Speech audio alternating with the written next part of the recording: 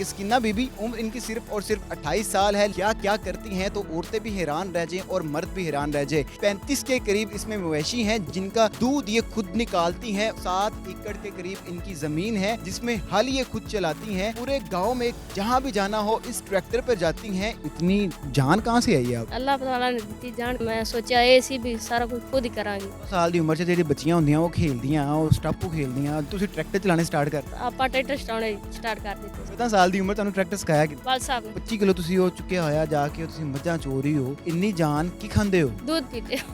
ਮੈਂ ਸੁਣਿਆ ਕਿ ਜਦੋਂ ਤੁਹਾਨੂੰ ਕੋਈ ਵੇਖਦਾ ਮਰਦ ਤੁਹਾਨੂੰ ਗੁੱਸਾ ਬੜੀ ਜਲਦੀ ਆ ਜਾਂਦਾ। ਉਹ ਵੇਂਦਾ ਜੀ ਪੈਡੀ ਨਿਗਾਹ ਨਾਲ ਤੇ ਫਿਰ ਉਹਦੇ ਨਾਲ ਗੁੱਸੇ ਨਾਲ ਵੇਖੀਏ। ਥੋੜੇ ਦਿਨ ਪਹਿਲੇ ਤੁਸੀਂ 3 ਬੰਦੇ ਵੀ ਕੁੱਟੇ ਨੇ ਜੀ ਕੁੱਟੇ। ਮੋਟਰਸਾਈਕਲ ਤੇ ਆਣਾ ਜਾਣਾ ਕਰਦੇ ਹਰ ਜਗ੍ਹਾ ਤੇ। ਜਦੋਂ ਤੁਸੀਂ ਜਾਂਦੇ ਹੋ ਤੁਸੀਂ ਇਹ ਵੇਖਦੇ ਹੋ ਕਿ ਲੋਕ ਹੈਰਾਨ ਹੋ ਕੇ ਤੁਹਾਨੂੰ ਵੇਖਦੇ ਹੋ। ਹੈਰਾਨ ਤੇ ਇੱਕ ਵਾਰ ਲੋਕ ਹੋ ਜਾਂਦੇ ਨੇ ਵੀ ਇਹ ਕੀ ਚੀਜ਼ ਹੈ, औरत हो के इतना काम की फिरदी।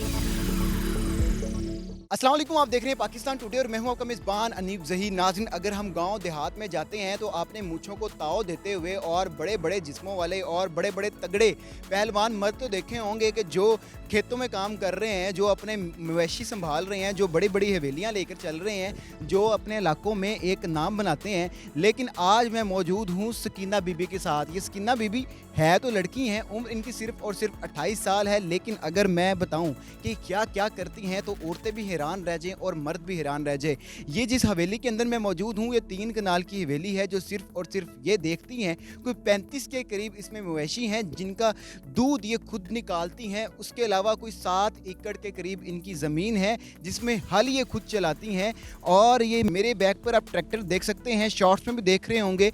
ये सारा ट्रैक्टर ये खुद चलाती हैं और पूरे गांव में जहां भी जाना हो इस ट्रैक्टर पर जाती हैं। इसके साथ साथ अगर मंडी से कुछ माल मवाद लोड कर कर लाना हो, बेशक वो 500 मन तक हो, ये खुद करके लाती हैं। मर्द मुजाहिद हैं और यहाँ गांव में आपने देखा होगा बदमाशियाँ बदबूशियाँ भी चलती रहती हैं, लड़ाइयाँ शड़ाइयाँ भी चलती रहती हैं। लेकिन यहाँ के जो बड़े से बड़ा बदमाश है वो भी सकीना बीबी के आके पाँव में पड़ जाता है, क्योंकि जब ये लड़ने पे आती हैं तो उठाकर ऐसा मारती हैं कि देखने वाला हैरान रह जाता है कि यार ये लड़की है या फिर मर्द। बात करते हैं। अस्सलाम वालेकुम। वालेकुम सलाम।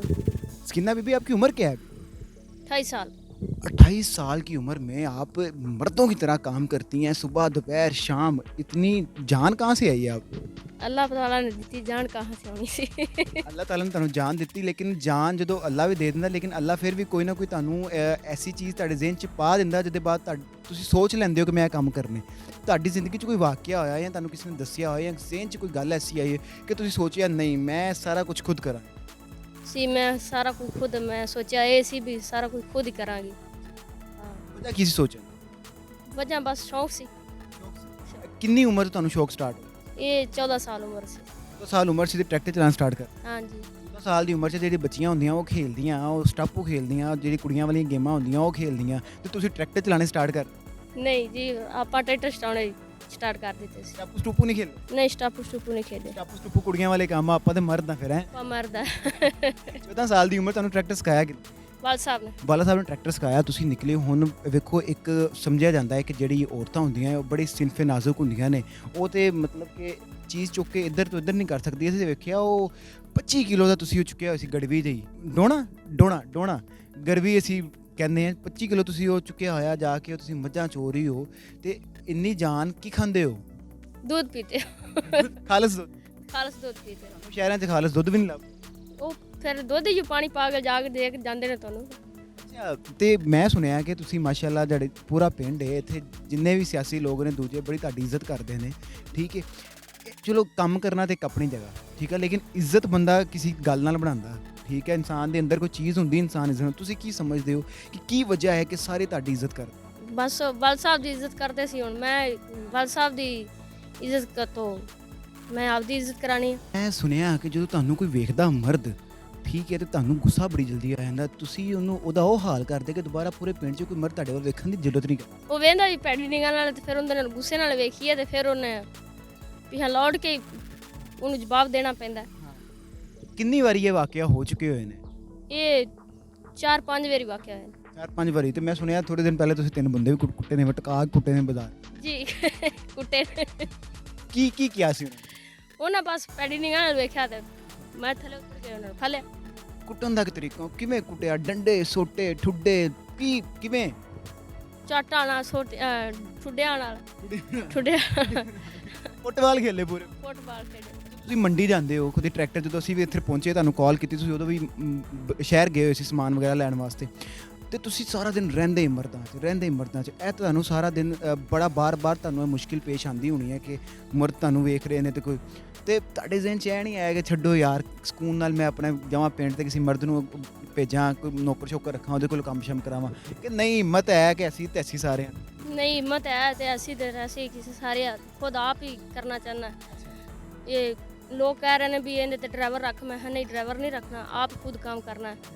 हाँ। ਮੋਟਰਸਾਈਕਲ ਵੀ ਤੁਸੀਂ ਸਿੱਖੀ ਹੋਈ ਹੈ ਮੋਟਰਸਾਈਕਲ ਤੇ ਆਣਾ ਜਾਣਾ ਕਰਦੇ ਹਰ ਜਗ੍ਹਾ ਤੇ ਆਣਾ ਜਾਣਾ ਹੁੰਦਾ ਤੇ ਜਦੋਂ ਤੁਸੀਂ ਜਾਂਦੇ ਹੋ ਤੁਸੀਂ ਇਹ ਵੇਖਦੇ ਹੋ ਕਿ ਲੋਕ ਹੈਰਾਨ ਹੋ ਕੇ ਤੁਹਾਨੂੰ ਵੇਖਦੇ ਹੋ हाँ हैरान तो एक बार लोग हो जाते हैं भी एक ही चीज़ औरत हो के इन्ना काम की फिरदी। ਹੈਰਾਨ ਹੁੰਦੇ ਹੋ ਕਿ ਤੁਸੀਂ ਖੁਸ਼ ਹੁੰਦੇ ਹੋ ਕਿ ਯਾਰ ਮੈਨੂੰ ਵੇਖ ਕੇ ਹੈਰਾਨ ਹੋ ਰਹੇ ਨੇ ਸਾਰੇ खुश भी हो जाता हैरान भी हो जाता भी ये वेख हुण सानू केड़ी निगाह नाल वेखदे पैण भी। ਮਤਲਬ ਮੂਡ ਦਾ ਸੌਦਾ ਹੈ ਕਿ ਜਦੋਂ ਬੰਦਾ ਸਕੂਨ 'ਚ ਆ ਤੇ ਬੰਦਾ ਹੈਰਾਨ ਹੁੰਦਾ ਖੁਸ਼ ਹੁੰਦਾ ਜਦੋਂ ਬੰਦਾ ਨਹੀਂ ਹੈ ਤੇ ਫਿਰ ਤੱਪ ਚੜਦੀ ਕਿਉਂ ਹੈਰਾਨ ਹੋ ਰਹੇ ਉਹ ਫਿਰ ਤਪ ਚੜ ਜਾਂਦੀ ਹੈ ਵੀ ਕਿਉਂ ਹੈਰਾਨ ਹੋ ਰਿਹਾ ਹੈ।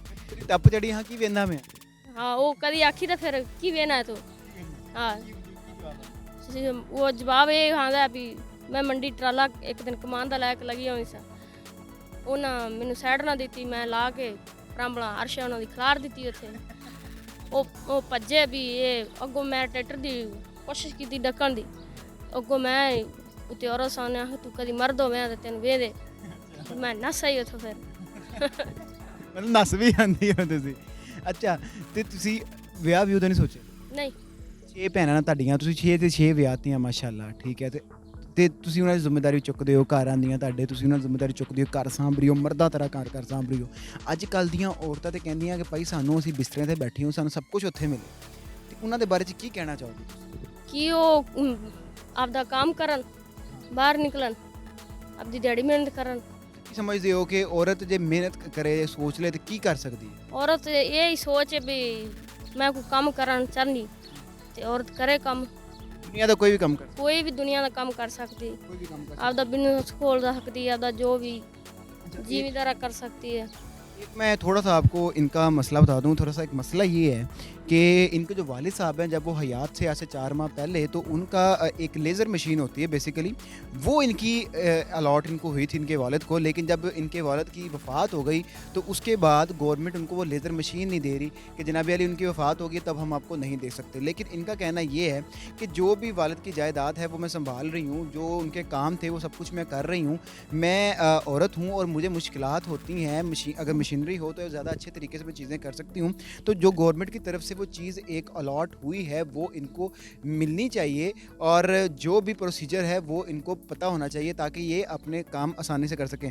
बाजी आखिर विच औरतों को कोई पैगाम देना चाहते हो औरत यही सोचे भी इंसान समझे समझ के भी आपका काम करे। जी स्किन्ना बीबी हमारे साथ मौजूद हैं आपने देखी कि जनाब अली ये लड़की या औरत नहीं है ये पूरे का पूरा मर्द हैं और इन्होंने अपने पूरे गांव के अंदर अपनी एक इज़्ज़त बनाई हुई है। अल्लाह आपकी इज़्ज़त बरकरार रखे और इसी तरह आप मेहनत करते रहें। इसी के साथ मुझे दीजिए इजाज़त अल्लाह हाफ़िज़।